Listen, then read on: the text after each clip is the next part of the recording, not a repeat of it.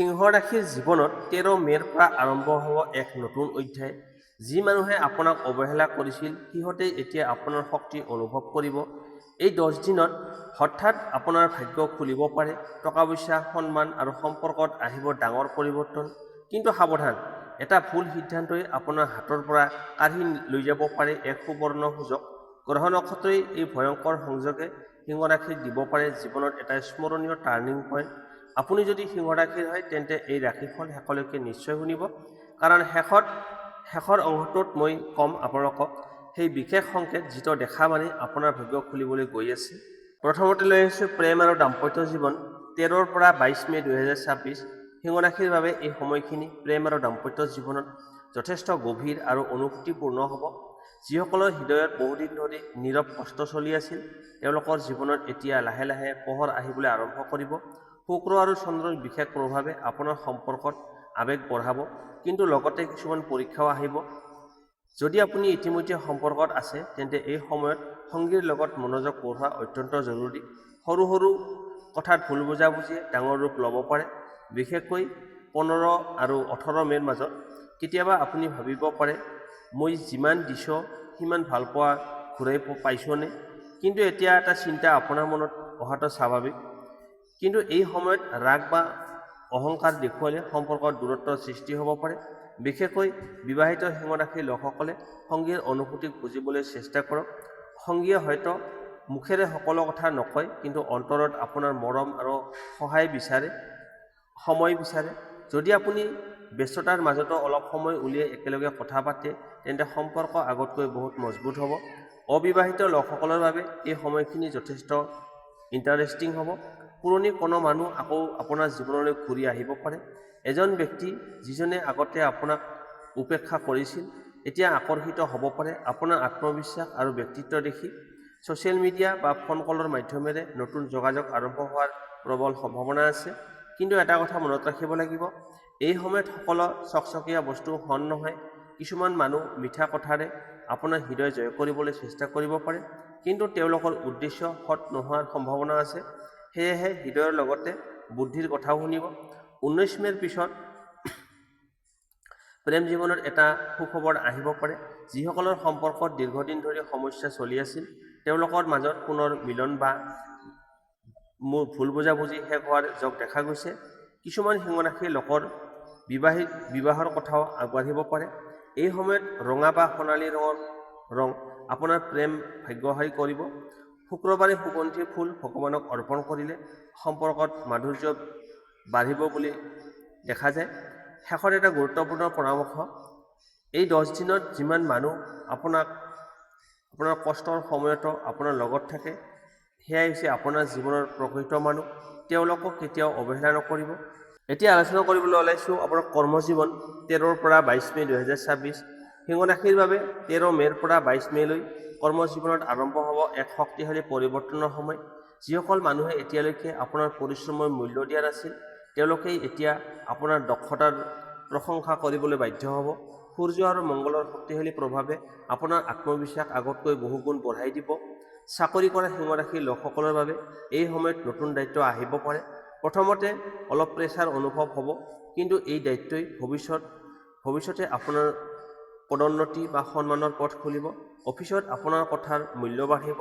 উচ্চপদস্থ মানুহৰ লগত যোগাযোগ বৃদ্ধি হ'ব পাৰে আৰু কোনো ইনফ্লুৱেণ্ট ব্যক্তিৰ সহায়ত এটা ডাঙৰ সুযোগ লাভ কৰাৰ যোগ আছে। মনত ৰাখিব, এই সময়ত আপোনাৰ সফলতা দেখি কিছুমান মানুহে ঈৰ্ষান্বিত হ'ব পাৰে। বিশেষকৈ 16 মে'ৰ পৰা 18 মে'ৰ ভিতৰত অফিচ পলিটিক্স বা পিছফালে সমালোচনাৰ সম্ভাৱনা আছে। সেয়েহে সকলো কথা সকলোকে নক'ব। নিজৰ প্লান আৰু ষ্ট্ৰেটেজি গোপনে ৰাখিলে লাভৱান হ'ব। যিসকল সিংহ ৰাশিৰ মানুহ চাকৰি বিচাৰি আছে তেওঁলোকৰ বাবে এই সময় আশাব্যঞ্জক হ'ব। হঠাৎ ফোন কল, ইণ্টাৰভিউ বা নতুন অফাৰ আহিব পাৰে। আগতে ৰিজেক্ট হোৱা জেগাত পৰাও আপোনাৰ পুনৰ যোগাযোগ হোৱাৰ সম্ভাৱনা আছে। বিশেষকৈ government sector, management, media, teaching বা বিজনেছ ফিল্ডত ভাল সুযোগ দেখা গৈছে। ব্যৱসায়ীসকলৰ পৰা তেওঁলোকৰ বাবে এই সময়খিনি যথেষ্ট লাভজনক হ'ব পাৰে। নতুন কাষ্টমাৰ বা নতুন অৰ্ডাৰ আৰু নতুন পাৰ্টনাৰশ্বিপৰ যোগ আছে। যদি আপুনি বহুদিন ধৰি নতুন প্ৰজেক্ট আৰম্ভ কৰাৰ কথা ভাবি আছিল, তেন্তে 19 মে'ৰ পিছত সময় যথেষ্ট শুভ হ'ব। কিন্তু ইনভেষ্ট কৰাৰ আগতে সকলো ডকুমেণ্টছ ভালদৰে পৰীক্ষা কৰক। কাৰোবাৰ মিঠা কথাত ভৰসা কৰি ডাঙৰ টকা ইনভেষ্ট নকৰিব। এই সময়ত আপোনাৰ লিডাৰশ্বিপ কোৱালিটি বহুত শক্তিশালী হ'ব। মানুহে আপোনাৰ গাইডেন্স বিচাৰিব। টিম ৱৰ্কত আপুনি চেণ্টাৰ অফ এট্ৰেকশ্যন হৈ উঠিব পাৰে, কিন্তু অহংকাৰ বা অতিৰিক্ত ৰাগ নিয়ন্ত্ৰণ ৰাখিব লাগিব, নহ'লে সৰু বিষয়ে ডাঙৰ সমস্যালৈ ৰূপ ল'ব পাৰে। 20 আৰু 21 মে'ত কৰ্মজীৱনৰ বাবে অত্যন্ত শুভ দিন। এই দিনত এটা মিটিং, ইণ্টাৰভিউ বা ইম্পৰ্টেণ্ট ডিছকাশ্যন সফল হোৱাৰ প্ৰবল সম্ভাৱনা আছে। বিশেষ সংকেত: যদি এই সময়ত হঠাৎ পুৰণি কোনো লগ বন্ধু বা বছৰৰ পৰা মেছেজ কল আহে, তেন্তে বুজিব ভাগ্য আপোনাৰ বাবে নতুন ভাগ্যৰ দ্বাৰ খুলিবলৈ গৈ আছে। পৰামৰ্শ: প্ৰতিদিনে ৰাতিপুৱা সূৰ্যক পানী অৰ্পণ কৰক আৰু ওম ঘৃণী সূৰ্যায় নমঃ এই মন্ত্ৰটো 11 বাৰকৈ জপ কৰক। ই আপোনাৰ আত্মবিশ্বাস, মান সন্মান আৰু কৰ্মভাগ্য বহুগুণে বৃদ্ধি কৰিব। এতিয়া আহিছোঁ ধন সম্পত্তি।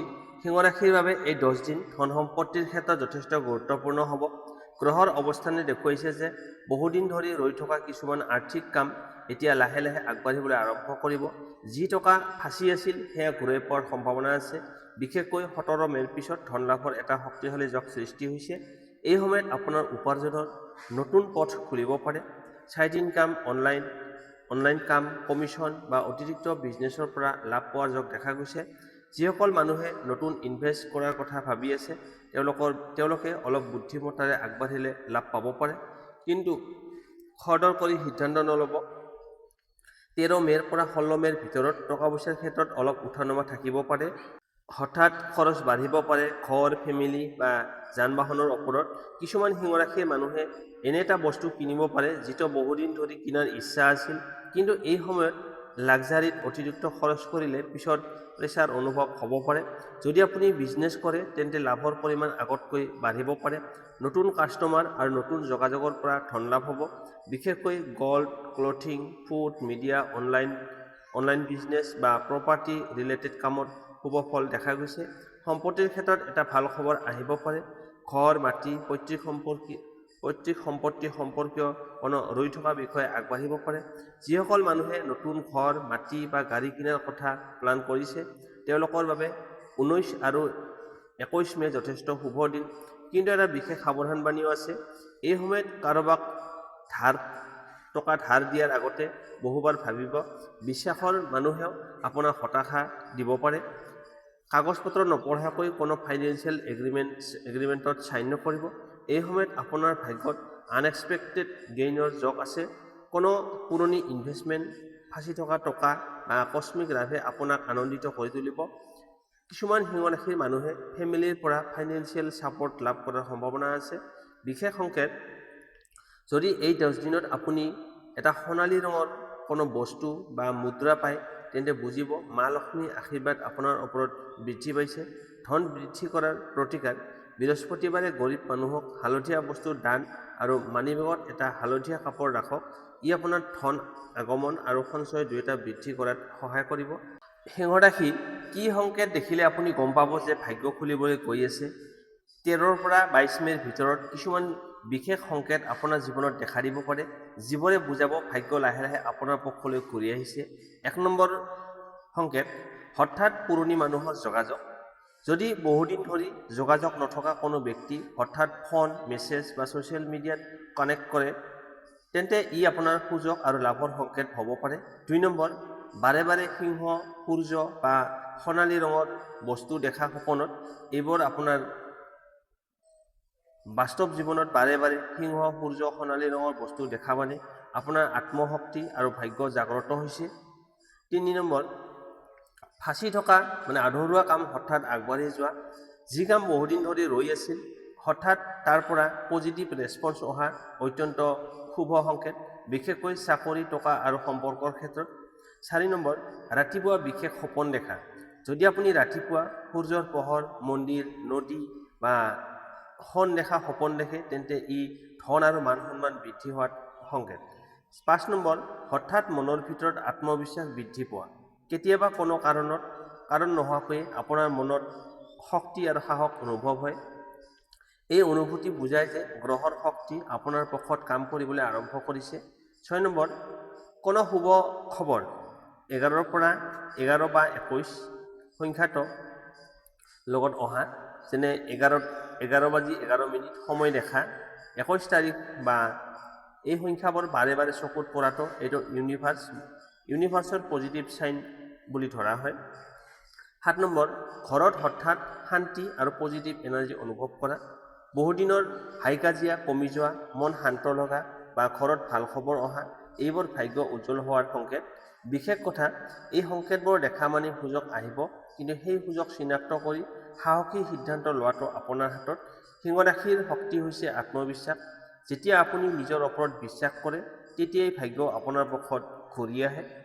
সিংহ ৰাশি, শুভ তাৰিখ, শুভ সংখ্যা, শুভ ৰং আৰু প্ৰতিকাৰ 13ৰ পৰা 22 মে 2026। শুভ তাৰিখ 13 মে, 17 মে, 19 মে আৰু 21 মে আপোনাৰ বাবে অত্যন্ত শুভ হ'ব। এই দিনবোৰত নতুন কাম আৰম্ভ কৰা, ইণ্টাৰভিউ, মিটিং, ইনভেষ্টমেণ্টৰ বা প্ৰেমৰ কথা প্ৰকাশ কৰিলে ভাল ফল পোৱা যাব পাৰে। শুভ সংখ্যা 1, 5, 9 আৰু 21। এই সংখ্যাবোৰ এই সময়ত আপোনাৰ বাবে ভাগ্য শক্তিশালী কৰিব। গুৰুত্বপূৰ্ণ কাম, token number, password, seat number বা টাইমিং এই সময়ত এই সংখ্যাবোৰ দেখা গ'লে ই আপোনাৰ শুভ সংকেত বুলি ধৰা হ'ব। শুভ ৰং সোণালী, কমলা আৰু ৰঙা। এই ৰং ব্যৱহাৰ কৰিলে আত্মবিশ্বাস, আকৰ্ষণ আৰু পজিটিভ এনাৰ্জি বৃদ্ধি পাব। বিশেষকৈ ইম্পৰ্টেণ্ট দিনত এই ৰঙৰ কাপোৰ বা কোনো বস্তু লগত ৰাখিলে লাভ হ'ব। শক্তিশালী প্ৰতিকাৰ, প্ৰতিদিনে ৰাতিপুৱা সূৰ্য উদয়ৰ সময়ত তামৰ লতাত অলপমান পানী লৈ সূৰ্যক অৰ্পণ কৰক আৰু ওম ঘৃণী সূৰ্যায় নমঃ এই মন্ত্ৰটো 11 বাৰ জপ কৰিব পানী ঢালি থকাৰ সময়ত। ই আপোনাৰ মান সন্মান বৃদ্ধি কৰিব, কৰ্মত সফলতা দিব, ধন ভাগ্য উত্তম কৰিব, আত্মবিশ্বাস বৃদ্ধি কৰিব আৰু বহুগুণে বৃদ্ধি কৰিব। ৰবিবাৰে গৰু নাইবা গৰীব ব্যক্তিক গুড় আৰু গম দান কৰিলে আপোনাৰ ফাঁচি থকা কাম দ্ৰুত গতিত আপুনি সম্পূৰ্ণ হ'বলৈ আৰম্ভ কৰিব আৰু আপোনাৰ মান সন্মান বৃদ্ধি পাব। নিজৰ পকেটত বা মানিবেগত এটা সৰু সোণালী বা ৰঙা কাপোৰ ৰাখিব। ই আপোনাৰ নিগেটিভ এনাৰ্জি কমাই ধন আগমন বঢ়োৱাত সহায় কৰিব বুলি বিশ্বাস কৰা হয়। বিশেষ আশীৰ্বাদ, 13ৰ পৰা 22 মেৰ ভিতৰত যদি আপুনি নিজৰ ৰাগ খং নিয়ন্ত্ৰণ কৰি ধৈৰ্য ধৰে তেন্তে এই সময় আপোনাৰ জীৱনত এটা ডাঙৰ টাৰ্ণিং পইণ্ট হিচাপে প্ৰমাণিত হ'ব পাৰে। তেনেহ'লে সিংহ ৰাশিৰ জাতক-জাতিসকল, 13ৰ পৰা 22 মেলৈ এই সময়খিনি আপোনাৰ বাবে সাধাৰণ নহয়। এই সময়ত ভাগ্যই আপোনাক বাৰে বাৰে সংকেত দিব, কিন্তু সেই সংকেত চিনাক্ত কৰি সঠিক সিদ্ধান্ত লোৱাটো আপোনাৰ হাতত। কিছুমান মানুহ আপোনাৰ জীৱনৰ পৰা আঁতৰি যাব, কিন্তু তাৰ সলনি ভাগ্যই আপোনাক এনে কিছুমান সুযোগ দিব যিয়ে আপোনাৰ জীৱনৰ দিশেই সলনি কৰি দিব পাৰে।